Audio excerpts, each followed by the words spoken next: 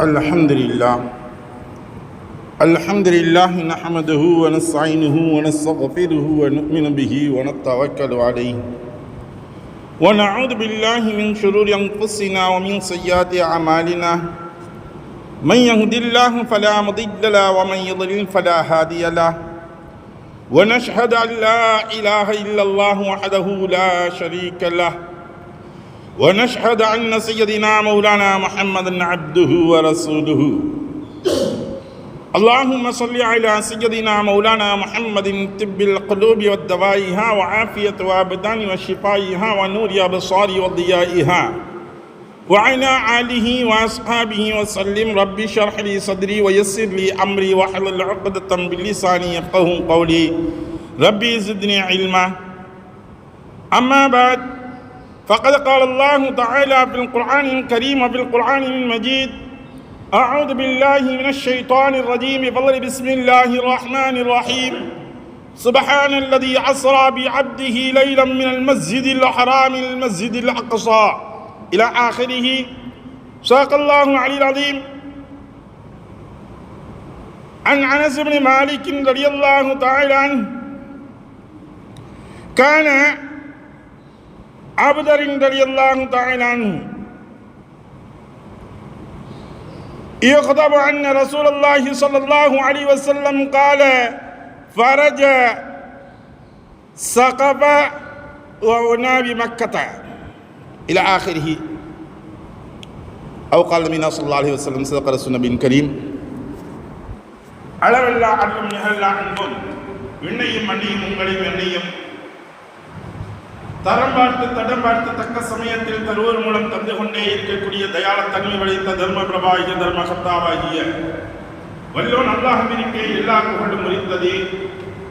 இன்னும் அவனின் தூதர் நமதினால காத்து நபி முத்திரை நபி சம்மல் நபி சீரி நபி அஹ்மத் முஸ்தபா முஹம்மது ஸல்லல்லாஹு சத்தாரி அலைஹி வஸல்லம் கரீம் ஸல்லல்லாஹு அலைஹி வஸல்லம் அன்னார்கள் மீதும் அன்னார்களுடைய அளவில்லா குடும்பத்தார்கள் மீதும் அவர்களை பின்பற்றி நடந்து வந்த சத்திய உத்தம சஹாபா பெருமக்கள் தாபிகள் தபா தாபிகள் அவுலியாக்கள் அன்பியாக்கள் நாதாக்கள் ஷஹதாக்கள் முத்தகீன்கள் நல்லடியார்கள் மீதும் உங்கள் மீதும் என் மீதும் இறைவனுடைய சாந்தியின் சமாதானம் அடை என்றும் நிகழ்ந்து கொண்டே இருக்கட்டுமாக. அருமைக்குரிய சகோதரர்களே, பெரியவர்களே, இன்று நான் பார்க்கக்கூடிய தலைப்பு மிஅராஜ் என்று சொல்லக்கூடிய விண்ணுலக பயணத்தினுடைய படிப்பினைகளை பற்றியும் அதனுடைய நிகழ்வுகளை பற்றியும் நாம் பார்க்க இருக்கின்றோம். ஏனென்றால் ரசூலுல்லாஹி ஸல்லல்லாஹு அலைஹி வஸல்லம் அவர்களுக்கு நிகழப்பட்ட பல்வேறு அற்புதங்களில் ஒரு அற்புதம், மாபெரும் அற்புதம் எது என்று சொல்ல போனால் இந்த மிஅராஜை தான் குறிப்பிட முடியும். ஏன் அல்லாஹ் தஆலா அதை நிகழ்த்தி காட்டினான் என்பதை பற்றி பார்க்கக்கூடிய சமயங்களில் வரலாற்று ஆசிரியர்கள் பல்வேறு விதமான கருத்துக்களை எழுதுகின்றார்கள். மண்ணுலகத்தில் இருக்கக்கூடிய மாணவர்கள் என்னிடத்தில் எம்பெருமான ரசூலுல்லாஹி ஸல்லல்லாஹு அலைஹி வஸல்லம் அவர்கள் இருப்பதாக விண்ணுலக மாணவர்களுக்கு வானவிடம் பெருமை பாராட்டினார்கள். அதன் காரணமாக அல்லாஹ் தஆலா விண்ணுலகத்தில் உயர்த்தினான் ரசூலுல்லாஹி ஸல்லல்லாஹு அலைஹி வஸல்லம் அவர்களை என்பதாக சொல்லப்படுகிறது. ஆனால் அதிகமான வரலாற்று ஆசிரியர்கள் குறிப்பிடும் பொழுது சொல்லி காட்டுகின்றார்கள். ரஹீகத்துல் மக்தூம் என்று சொல்லக்கூடிய வரலாற்று ஆசிரியர் குறிப்பிடும் பொழுது குறிப்பிட்டு காட்டுகின்றார்: وفات أبي طالب بنحو شهرين أو بثلاثة أيام என்பதாக அவர் குறிப்பிடும் பொழுது இதை குறிப்பிட்டு காட்டுகின்றார். ரசூலுல்லாஹி ஸல்லல்லாஹு அலைஹி வஸல்லம் அவர்களுக்கு நபித்துவம் கிடைக்கப்பட்டது 40 வயது. 40 வயதில் இருந்து ஏறத்தாழ 10 ஆண்டு காலங்கள் ரசூலுல்லாஹி ஸல்லல்லாஹு அலைஹி வஸல்லம் அவர்களுக்கு இன்னல்களையும் இடுக்கங்களையும் துன்பங்களையும் துயரங்களையும் கொடுத்துக் கொண்டிருந்த அன்று மக்கத்தில் நிராகரிப்பாளர்கள், ஏற்றுக்கொள்ள மறுத்தவர்கள், எல்லா விதமான தொந்தரவுகளையும் கொடுத்தார்கள். அப்பொழுது ஒரே நிராகரிப்பாளராக இருந்தாலும் ரசூலுல்லாஹி ஸல்லல்லாஹு அலைஹி வஸல்லம் அவர்களுடைய வழக்கக்கூடிய பொறுப்பை அவர்கள் ஏற்றுக்கொண்டதின் காரணத்தினால் அவர்கள் ரசூலுல்லாஹி ஸல்லல்லாஹு அலைஹி வஸல்லம் அவர்கள் மீது வைத்திருந்த அது எப்படியான அன்பின் காரணத்தினால் எல்லா விதத்திலும் எல்லா இன்னல்களுக்கும் எல்லா துன்பங்களுக்கும் உடன் இருந்தார்கள். அபு தாலிப் என்று சொல்வார்கள். அபு தாலிப் ஓடை என்று இன்னும் இருக்கின்றது. மக்காவிற்கு செல்லக்கூடியவர்கள் அங்கே வாழ்கிறார். அந்த ஓடைகளில் ஒன்றும் தரக்கூடாது இன்னைக்கு சொல்றோம்ல, ஊரை விட்டு ஒதுக்கி வச்சிருண்டு, ஊரை விட்டு ஒதுக்கி வச்சிருந்தாங்க சொல்லுவோம்ல. ஏன் ஜமாத்து கெட்டப்படல, எதுவும் கெட்டப்படலன்னா ஊரை விட்டு ஒதுக்கி வச்சிருந்தோம்னு சொல்லுவோம். ஆனா இன்னைக்கு கூடாது. இன்னைக்கு இந்திய சாசன அரசியல் சாசனப்படி அது ஒரு ஜமாத்தை ஒதுக்கி வைக்கின்றோம் என்பதை சொல்லக்கூடியது கூடாது என்பது இருக்கின்றது. ஆனால் அன்று அவர்கள் செய்தார்கள். எப்படி? ரசூலுல்லாஹி ஸல்லல்லாஹு அலைஹி வஸல்லம் அவர்களையும் அவர்களுடன் யாரெல்லாம் ஈமான் கொண்டார்களோ அவர்களையும் சத்திய சஹாபாக்களையும் அவர்களுக்கு யாரெல்லாம் உதவி செய்கின்றார்களோ அத்தனை நபர்களையும் ஒதுக்கி வைப்பது மக்காவில் இருந்து என்பதாக சொல்லப்பட்டு எழுதப்பட்டு அதை காபத்துல்லாஹில் தொங்கவிட்டு விடுகின்றார்கள். இவர்களுக்கு யாராவது உதவி செய்தார் அவர்களும் ஊரை விட்டு ஒதுக்கி வைக்கப்படும் என்பதாக வைத்தார்கள். அந்த சமயத்தில் அபூ தாலிப் அவர்களிடம் கேட்கப்படுகின்றது, நீங்கள் இஸ்லாத்தை ஏற்றுக்கொள்ளவில்லை, ஆனால் உங்களுடைய சகோதரனுடைய மகனுக்காக வேண்டி உதவி செய்வதற்காக வேண்டி நீங்கள் சென்று விடுகிறீர்களா அல்லது எங்களுடன் நீங்கள் இருக்கின்றீர்களா என்பதாக கேட்கப்பட்ட பொழுது அவர்கள் சொன்னார்கள், நான் அவர்களுக்கு உறுதுணையாக பக்கத்துணையாக நான் இருப்பேன் என்பதாக அபூ தாலிப் அவர்கள் சொன்னார்கள். இப்படி எல்லா விதத்திலையும் ரசூலுல்லாஹி ஸல்லல்லாஹு அலைஹி வஸல்லம் அவர்களை அரணாக பாதுகாத்து வந்தனர். முதன்மையாக அபூ தாலிப் அவர்கள். இரண்டாவதாக ரசூலுல்லாஹி ஸல்லல்லாஹு அலைஹி வஸல்லம் அவர்களுடைய எல்லா விதமான துன்பத்திலும் துயரத்திலும் கஷ்டத்திலும் பங்கு கொண்டவர்கள் யார் என்று பார்த்தால் அவர்களுடைய மனைவியர் அன்னை கதீஜா ரலியல்லாஹு தஆலா அன்ஹா அவர்கள். அவர்களுடைய சொத்து சுகங்கள் எல்லாவற்றையும் தானமாக செய்தார்கள். இரவுல ரசூலுல்லாஹி ஸல்லல்லாஹு அலைஹி வஸல்லம் அவங்களுக்கு ஜிப்ரீல் ஸல்லல்லாஹு அவர்கள் வருகை ஹார்ட் ஓபன் சர்ஜரி செய்யப்பட்டு அப்பொழுது எல்லாம் முடித்ததற்கு பின்னால் இக்ரா எனக்கூடிய வார்த்தைகளை சொல்லுகின்றார்கள். ரசூலுல்லாஹி ஸல்லல்லாஹு அலைஹி வஸல்லம் அவர்கள் சொல்வதற்கு என்னால் லா அக்ரா, எனக்கு படிக்க தெரியாது, எனக்கு சொல்ல தெரியல அப்படின்னு சொன்ன. மீண்டும் சொன்னார்கள் இக்ரா என்றாக சொல்லவில்லை. ரசூலுல்லாஹி ஸல்லல்லாஹு அலைஹி வஸல்லம் இருக்க அழைத்தார்கள், விட்டார்கள். இப்பொழுது ஜிப்ரீல் ஸல்லல்லாஹு அவர்கள் சொன்னார்கள் இக்ரா பிஸ்மி ரப்பிக்கல் லதீ ഖலக், உங்களை படைத்து பரிபாலித்து பரிசுக்கின்றானே அந்த ரப்புடைய பெயரை சொல்லி நீங்கள் ஓதுங்கள் என்பதாக இந்த வார்த்தையை சொன்ன உடனேயே ரசூலுல்லாஹி ஸல்லல்லாஹு அலைஹி வஸல்லம் அவர்கள் உடனடியாக சொன்னார்கள் இக்ரா பிஸ்மி ரப்பிக்கல் லதீ ഖலக் ഖலக்கல் இன்சான மின் அலக் என்பதாக சொல்லிக் கொடுக்க உடனடியாக அனைத்தையும் கேட்டுக்கொண்டார்கள். கேட்டுக்கொண்டு வருகின்றார்கள். மிகவும் குளிர் ஜுரத்தினால், கடுமையான பனி, கடுமையான குளிர் ஜுரத்தின் காரணத்தினால் அன்னை கதீஜா ரலியல்லாஹு தஆலா அன்ஹா அவர்களுடைய இல்லத்திற்கு வருகின்றார்கள். ஸம்மிலுனி ஸம்மிலுனி யா கதீஜா, ஸம்மிலுனி ஸம்மிலுனி யா உம்மு காசிம், ஸம்மிலுனி ஸம்மிலுனி என்பதாக சொல்கின்றார்கள். எனக்கு போர்வை பொத்துங்கள், போர்வை பொத்துங்கள் என்பதாக சொல்கின்றார்கள். வீட்டில் இருக்கக்கூடிய போர்வைகளை பொத்துகின்றார்கள். ஆனால் அதற்கு மேலும் யுத்தத்தின் உச்சத்தை அடைகின்றார்கள் ரசூலுல்லாஹி ஸல்லல்லாஹு அலைஹி வஸல்லம் அவர்கள். அப்பொழுது கேட்கிறாங்க, அபு காசிம் அவர்களே, உங்களுக்கு என்ன நிகழ்ந்தது, ஏன் இந்த அளவுக்கு நீங்கள் இருக்கின்றீர்கள் என்பதாக கேட்கப்பட்ட பொழுது இது 3 நிகழ்வுகள் நிகழ்ந்தது என்பதாக சொல்லப்பட்ட பொழுது அப்பொழுது கதீஜா ரலியல்லாஹு தஆலா அன்ஹா அவர்கள் மனைவி ரசூலுல்லாஹி ஸல்லல்லாஹு அலைஹி வஸல்லம் அவர்களுடைய மனைவி கதீஜா ரலியல்லாஹு தஆலா அன்ஹா அவர்கள் சொன்ன வார்த்தைகள் இருக்கிறதே, அருமைக்குரிய சகோதரர்களே, இன்றல்ல என்றென்றும் பேசக்கூடிய ஒன்று. எல்லா மனைவிமார்களும் இந்த கணவனுக்கு இப்படி இருக்க வேண்டும். சொன்ன வார்த்தைகள் நீங்கள் யாருக்கும் கரத்தாலோ சிரத்தாலோ புறத்தாலோ நாவாலோ எந்த ஒன்றின் காரணத்தினால் பிறருக்கு துன்பங்களோ துயரங்களோ இடுக்கங்களோ இன்னல்களோ கொடுத்ததில்லை யா ரசூலுல்லாஹ். பிறர்களுக்கு நீங்கள் கருதிகள் நினைக்கவில்லை, பிறருடைய சொத்துக்களை நீங்கள் உங்களை எந்த ஒன்றும் தீண்டாது. அது உங்களிடம் வந்திருக்கிறது என்றால் நல்ல ஒன்றாகத்தான் இருக்க முடியும் என்பதாக சொன்னார். வராக்கத்தின் நோக்கில் அவர்களிடத்தில் செல்கின்றார்கள், கேட்கின்றார்கள். ஆக அன்னை கதிஜா ரலியல்லாஹு தஆலா அன்ஹா அவர்களும் அபூ தாலிப் அவர்களும் ரசூலுல்லாஹி ஸல்லல்லாஹு அலைஹி வஸல்லம் அவர்களை இமைகள் போன்று பாதுகாத்துக் கொண்டிருந்தார்கள். இந்த இரண்டு இமைகளுமே ஒன்றன் பின் ஒன்றாக மாற்றத்தை இருந்தார்கள். எப்படி இருக்கும்? ரசூலுல்லாஹி ஸல்லல்லாஹு அலைஹி வஸல்லம் அவர்களுக்கு மாபெரும் கவலையின் உச்சத்தை அடைகின்றார்கள். அண்ணனுக்கு ஆறுதல் சொல்வதற்கு வையகத்தில் யாரும் இல்லை. யாருக்கு அவருக்கு ஆறுதல் சொல்ல முடியும்? யார் சொல்வதற்கு அந்த தகுதியுடையவர்கள் இருக்கின்றார்கள்? இல்லையே. அல்லாஹ் தஆலா ஜிப்ரீல் ஸல்லல்லாஹு அவர்களை அனுப்பி வைக்கின்றான். ஏறத்தாழ 50 வயது ரசூலுல்லாஹி ஸல்லல்லாஹு அலைஹி வஸல்லம் அவர்களுக்கு 50வது வயதில் அனஸ் இப்னு மாலிக் ரலியல்லாஹு தஆலா அவங்க சொல்றாங்க, நான் மக்காவில் இருந்த பொழுது என்னுடைய வீட்டின் முகடு திறக்கப்பட்டது. அதன் வழியாக ஜிப்ரீல் ஸல்லல்லாஹு அவர்கள் இறங்குகின்றார்கள். என்னுடைய நெஞ்சை பிளந்தார்கள். அதை ஜம்சம் நீரினால் கழுவினார்கள்.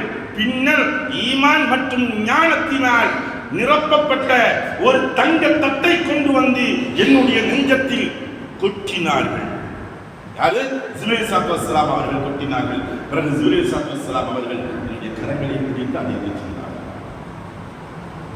அருமைக்குரிய சகோதரர்களே, இது புகாரியில் இடம்பெற்ற ஹதீஸ்.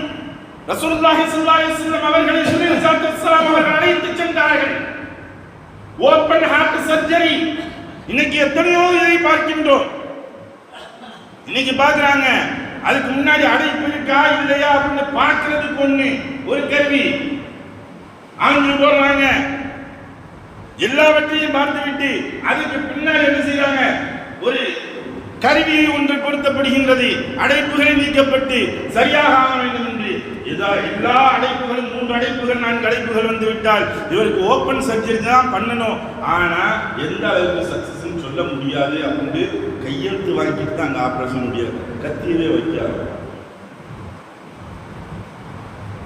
அனுஷியா கொடுக்க வேண்டும். கொடுக்காமல் அங்கே சர்ஜரி என்பது செய்ய முடியாது. ஆனால் ரசூலுல்லாஹி ஸல்லல்லாஹு அலைஹி வஸல்லம் அவர்களுக்கு எந்த ஒரு அனுஷியாவும் கொடுக்கப்படவில்லை. ஒரு முறை அல்ல, 2 முறை அல்ல, 3 முறைகள் ரசூலுல்லாஹி ஸல்லல்லாஹு அலைஹி வஸல்லம் அவர்களுக்கு ஹார்ட் ஓபன் அறுவை சிகிச்சை செய்யப்பட்டிருக்கிறது. எப்பொழுது? முதன்மையாக சிறு குழந்தையாக இருந்த பொழுது ரசூலுல்லாஹி ஸல்லல்லாஹு அலைஹி வஸல்லம் அவர்களுக்கு இதயத்தை பிளக்கப்படுகின்றது. அங்க போக மாட்டாங்க. விளையாட்டுக்கு வந்து ஹைமாமியார் அவங்க வந்து விளையாட்டுக்கு போகணும் அப்படின்னு சொன்னா அனுப்பிச்சு வைக்க மாட்டாங்க. அப்ப அடம் பிடிச்சி இல்லை, நான் என்னுடைய சகோதரனுக்கு போவேன், போய் நானும் ஒரு நாளைக்கு போயிருக்கேன் அப்படின்னு சொல்றாங்க. உடனே அப்ப அவங்க அனுப்பிச்சு வைக்கிறாங்க. ஹைமாமியார் அவங்க தங்களுடைய பிள்ளைகளிடம் சொல்லுகின்றார்கள், முகமதை பத்திரமாக பார்த்துக் கொள்ளுங்கள். நீங்க அவரெல்லாம் எதுவும் உங்க கூட சேர்ந்து விளையாடலாம் கூடாது. ஒரு மரத்தடியில் உட்கார வச்சு நீங்க அவரை பார்த்துக்கிட்டு இருக்கணும். எந்த ஒன்று நடக்காம பார்த்துக்கணும். பத்திரமா கொண்டு வரணும் அப்படின்னு சொல்லி கண்டிஷன் பண்ணி அனுப்பிச்சு வைக்கிறாங்க. ஹைமாமியார் கொண்டு போறாங்க. கொண்டு போனப்ப அதே போல படுக்க வச்சிருக்காங்க. ஒரு பாறையின் மீது படுக்க வைக்கப்பட்டு இருக்கின்றது. அங்கே வைகின்றார்கள் ஜிப்ரீல் ஸல்லல்லாஹு அவர்கள். ரசூலுல்லாஹி ஸல்லல்லாஹு அலைஹி வஸல்லம் அவர்கள் சிறு குழந்தை எத்தனை வயது என்று தெரியுமா? 4 வயது கூட முழுமையாக நிறையவில்லை. இந்த சின்னஞ்சிறு குழந்தையை அங்கே ஓப்பன் ஹார்ட் அறுவை சிகிச்சை செய்யப்படுகின்றது. அதிலிருந்து இதயத்தில் இருந்து ஒரு சதை துண்டை எடுத்து போடப்பட்டது. அதுதான் சொல்லப்படுகின்றது, இது ஷைத்தானால் ஏற்படுத்தப்பட்ட சதை துண்டு. எல்லோரையும் எடுத்து வந்த சதை துண்டு இருக்கத்தான் செய்யும். யாருக்கு அது மிகைத்து விட்டதோ அவர்கள் இங்கே ஷைத்தானுடைய வேலையை நல்லா செய்வாங்க.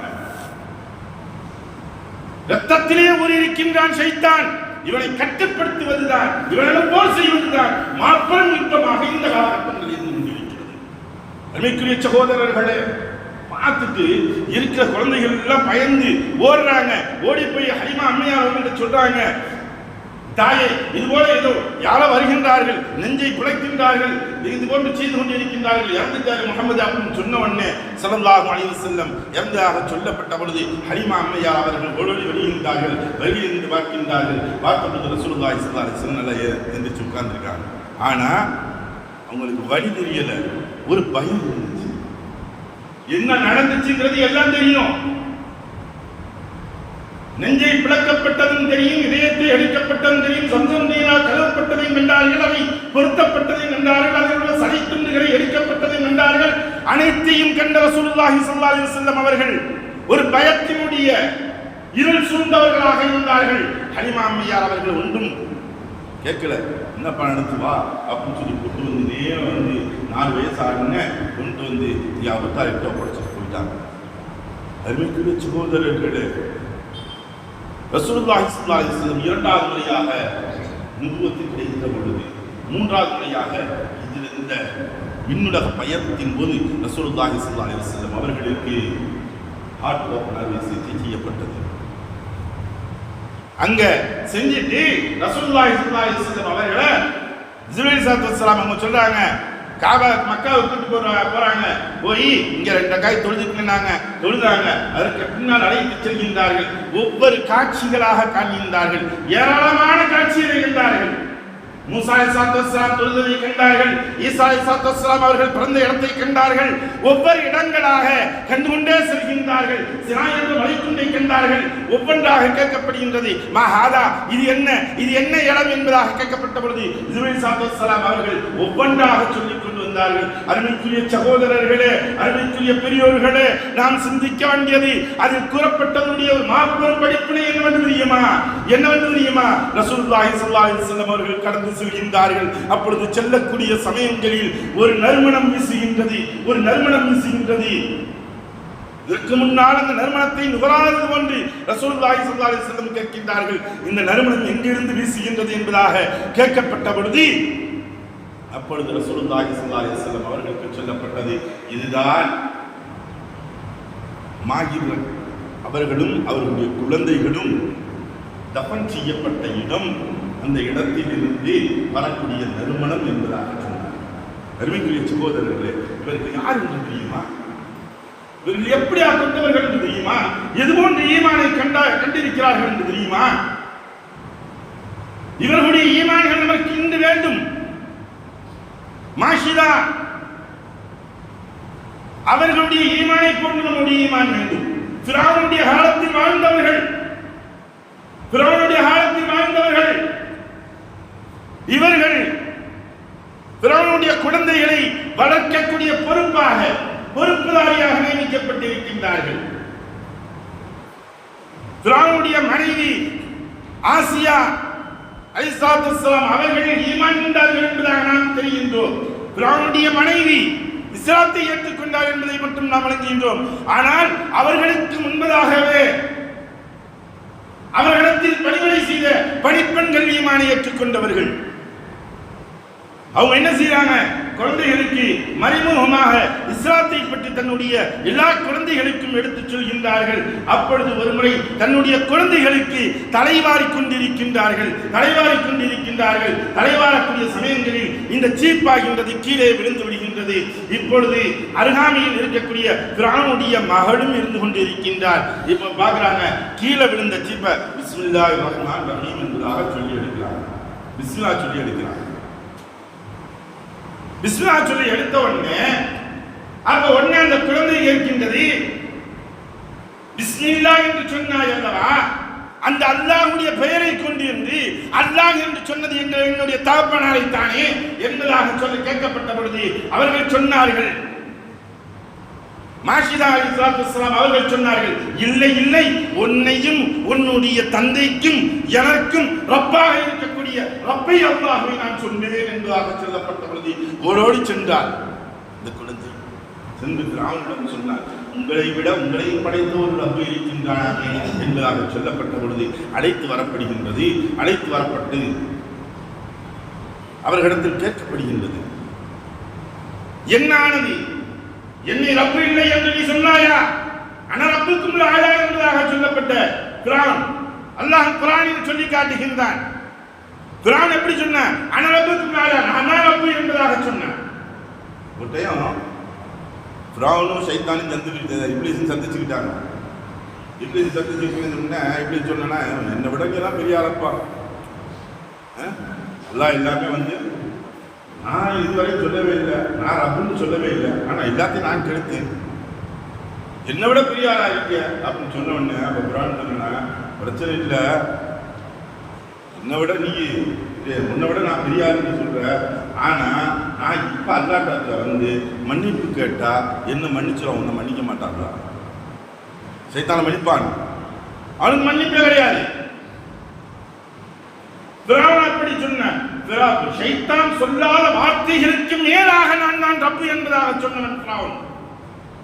இந்த ஃபிரௌனை கேட்ட உடனே வந்து உடனடியாக என்ன செஞ்சான்? நான் இல்லை என்று சொல்கின்றாயா என்பதாக சொல்லிவிட்டு இவர்களுக்காக வேண்டி ஒரு மாட்டுடைய தலைமுடைய அளவிற்கு ஈயத்தை காய்ச்சப்படுகின்றது. ஈயத்தை காய்ச்சப்பட்டு இவர்களை அழைத்து கேட்கின்றார்கள், இப்பொழுது சொல், உன்னுடைய ரப்பு யார்? நானா? அல்லாஹ். இப்ப அவங்க சொல்றாங்க, ரப்பு அல்லாஹ் தான், நீ இல்ல ரப்பு, நீ அப்து, நீ அடிமைதான் என்பதாக சொல்லப்பட்ட பொழுது அவர்களை மேலும் வேதனை செய்யப்படுகின்றது. ஏற்றுக்கொள்ளவே இல்லையே கடைசி வரையும். அப்பொழுது ஒன்று சொன்னாங்க, என்ன இந்த கொதிக்கக்கூடிய இதில் உன்னை சுமத்தாட்டப்படும், நீ என்ன விரும்புகின்றாய் என்பதாக கேட்கப்பட்ட பொழுது அவர்கள் சொன்னார்கள், உன்னையும் உன்னுடைய குழந்தையும் இதில் தூக்கி எறிந்து விடுவேன் என்பதாக சொன்ன பொழுது எரிந்து கொள் என்பதாக சொன்னார்கள்.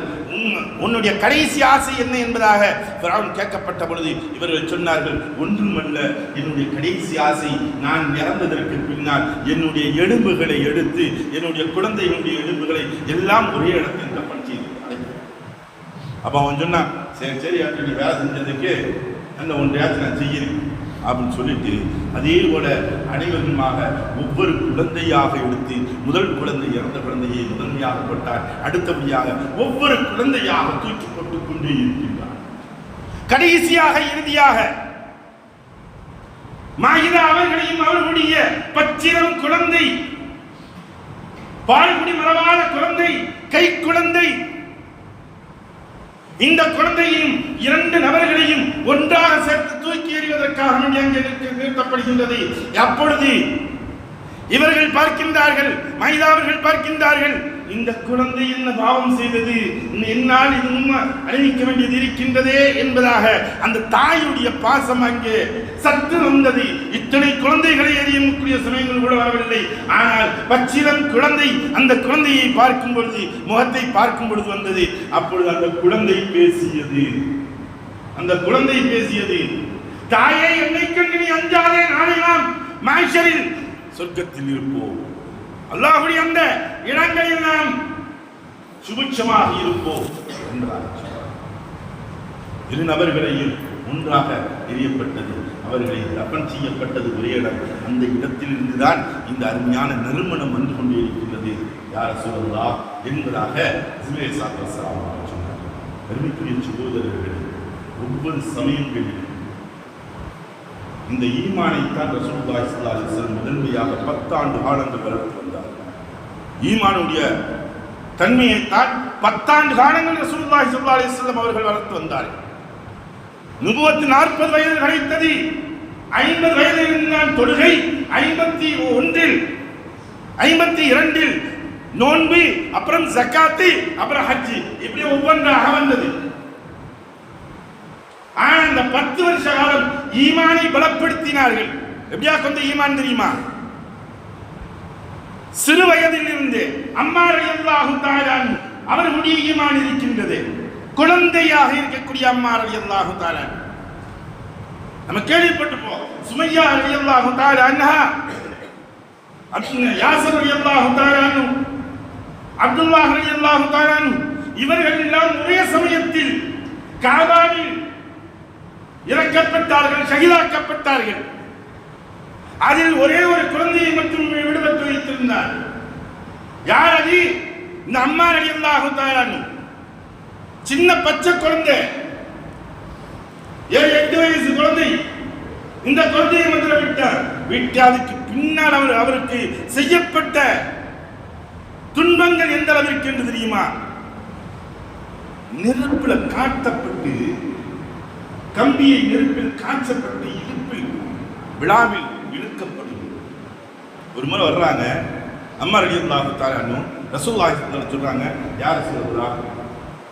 அம்மாரை பார்த்து கேட்குறாங்க ரசூலுல்லாஹி, அம்மா உனக்கு என்னம்மா வேணும், என்ன ஆச்சு, ஏதாவது என்ன வேணும் கேளு அப்படின்னு கேட்டேன். ஒன்று எனக்கு வேலை யார சொல்லலாம், என்னை இப்படிலாம் போட்டு வேதனைக்கிறார்கள், என்னால் தாங்க முடியவில்லை, இதனுடைய வேதனையை மட்டும் குறைவதற்காக வேண்டி ஏதாவது எனக்கு வாட்சி யார் சொல்லுவா என்பதாக சொல்லப்பட்ட பொழுது அப்பொழுது ரசூலுல்லாஹி ஸல்லல்லாஹு அலைஹி வஸல்லம் சொன்னார், கேட்டார்கள், துஆ கேட்டார்கள். எப்படி என்று தெரியுமா? யா அல்லாஹ், இப்ராஹிம் அலைஹிஸ்ஸலாத்து வஸ்ஸலாம் அவர்களுக்கு எப்படி நெருப்பை குளிர்ச்சியாக ஆக்கினாயோ அதுபோன்று இந்த அம்மாருக்கு குளிர்ச்சியாக ஆக்கி தருவாயாக என்பதாக இருகரம் ஏந்தி துஆ செய்தார்கள். உடனடியாக அல்லாஹ் ஏற்றுக்கொண்டான். அதற்கு பின்னால் அம்மா ரலியல்லாஹு தஆலா அவர்களுக்கு எந்த முறைகள், எத்தனை முறைகள் இழுக்கப்பட்டாலும், நெருப்பினால் காய்ச்சப்பட்டதை கம்பியை கொண்டு இழுக்கப்பட்டாலும் மயில் இறங்கினால் வருந்தியது போன்றுதான் இருக்குமா? ஈமானுடைய தாக்கம்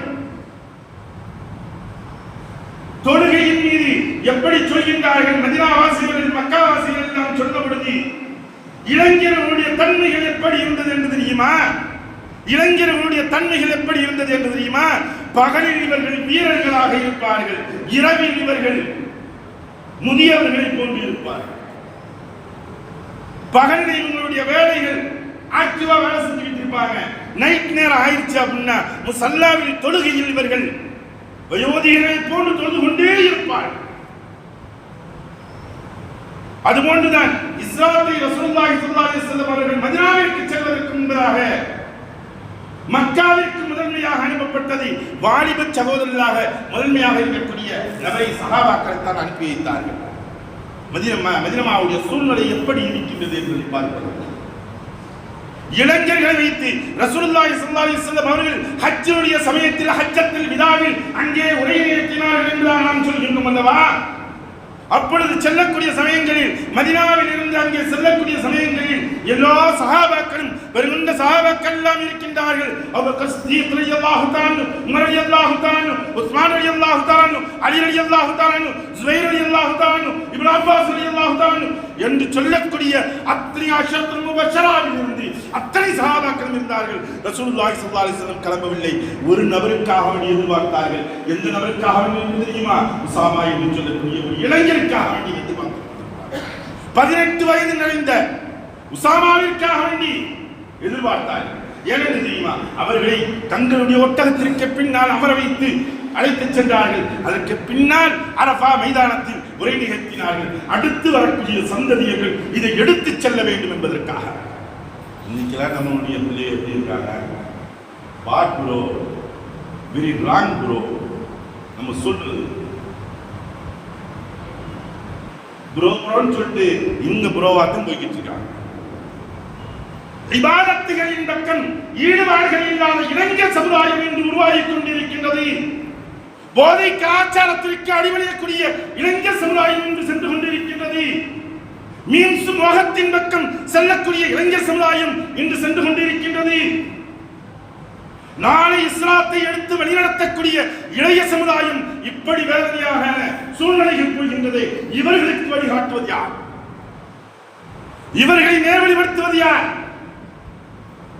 அருமைக்குரிய சகோதரர்களே, ஒவ்வொரு பெற்றோர்களுக்கும், ஒவ்வொரு ஜமாத்தில் இருக்கக்கூடிய முதியவர்களுக்கும், நிர்வாகத்திற்கும் இது கடமையாக இருக்கிறது. நாளை அல்லாஹ் கேட்பான் உன்னிடத்தில். ரசூலுல்லாஹி ஸல்லல்லாஹு அலைஹி வஸல்லம் அவர்கள் சொல்கிறார்கள், குல்லு ராயிக்கும் என்பதாக சொல்லும்போது அந்த ஹதீஸில் ஒவ்வொரு பொறுப்புதாரியும் நாளை அல்லாஹ்விடத்தில் அந்த பொறுப்பிற்குரிய பதிலை சொல்ல வேண்டும். வாலிபனுக்கு உன்னுடைய வாலிபத்தை பிரத்யேகமாக கேட்கக்கூடியது. ஒவ்வொரு நபர்களுக்கும், நமக்கும் சரி எல்லா நபர்களுக்கும் கேட்கக்கூடியது. உனக்கு வாலிபத்தை கொடுத்தேனே, நீ வாலிபத்தை எவ்வாறு நீ செலவு செய்தாய் என்பதாக அல்லாஹ் கேட்பான். இன்னைக்கு எத்தனை விதமான போதை பழக்கங்களுக்கு அடிமைகளாக கொண்டிருக்கின்றார்கள். வசைபாடக்கூடிய வார்த்தைகள் முதற்கொண்டு அவர்களிடத்தில் வாங்குடைய சத்தம் கேட்டாலும் சரி. ஆனா இன்னைக்கு என்ன செய்யறோம்? உடனே அந்த ஆலிசா பத்தியா துளவு போலையா, துளவு முடிச்சு ஆலிசா வெளியே வருவாரு. என்ன தொழுவ போலையா?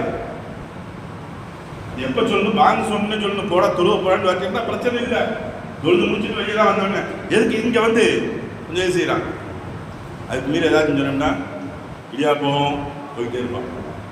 இந்த வார்த்தை இதெல்லாம் இளைஞர்களிடத்தில் வரக்கூடிய வார்த்தைகளாக இருந்து கொண்டிருக்கிறது. அருமைக்குரிய சகோதரர்களே, நம்முடைய இளைய சமுதாயத்தை முன்னேற்ற பாதையில் கொண்டு செல்லக்கூடிய கடமைகள் நமக்கு இருக்கின்றது. நாம் செல்ல வேண்டும். அவர்கள் ரசூலுல்லாஹி ஸல்லல்லாஹு அலைஹி வஸல்லம் சாதாரணமாக இந்த இஸ்லாத்தை கொண்டு வந்து விடவில்லை. ஏதோ பொட்டி கடையில் கிடச்சி இல்லை எங்கேயோ கிடச்சிச்சு அப்படின்னு சொல்லி கொண்டு தரப்பட்டது இந்த இஸ்லாமுடைய சன்மார்க்கம் அல்ல. பல்வேறு வேதனைகளுக்கும் சோதனைகளுக்கும் மத்தியில் தான் கொடுக்கப்பட்டிருக்கின்றது இந்த சன்மார்க்கம். இதை ஏளனமாக நீங்கள் கேலி கிண்டலாக கழித்து விடாதீர்கள். நாளை இளைய சமுதாயம் நீங்கள் அதில் முன்னோக்க வேண்டும், கையில் எடுத்து நடத்த வேண்டும். இந்த சமுதாயத்தை வழிநடத்தக்கூடியது உங்களுடைய கரங்களில் இருக்கின்றது. ஆகிய காரணத்தினால் வல்லல்லாஹ் நம்முடைய இலங்கை சமுதாயத்திற்கும் விளங்கி நடக்கக்கூடிய நண்பாக்கியத்தையும் நாமும் அதை புரிந்து நடக்கக்கூடிய நண்பாக்கியத்தையும் வல்லல்லாஹ் தந்தார் உருவானாக. வாஹர் தாவனா அல்ஹம்துலில்லாஹி ரப்பில் ஆலமீன்.